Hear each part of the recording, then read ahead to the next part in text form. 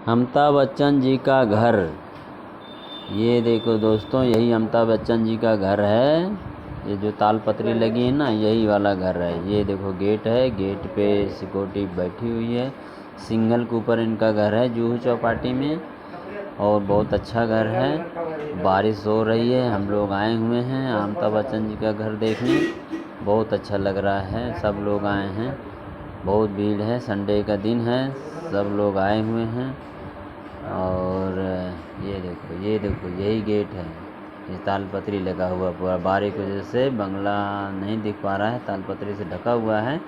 इनके पीछे बिल्डिंग है, नागी बिल्ला बंगला, और सिंगल के ऊपर है।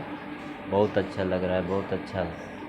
बहुत भीड़ है और बारिश भी हो रही है हल्की हल्की।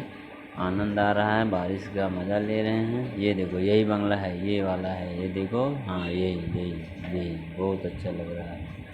पूरा एकदम पन्नी लगा हुआ है। ये गेट है, ये सिक्योरिटी बैठी हुई है, और जगह नहीं है गेट के पास खड़ा होने के लिए। लोग बाहर से खड़े होकर दूर से देख रहे हैं फुटपाथ पे। बहुत अच्छा लग रहा है, बहुत अच्छा। सब लोग हम लोग हमारे दोस्तों के साथ आए हैं, हमारे वृंदावन चैनल से।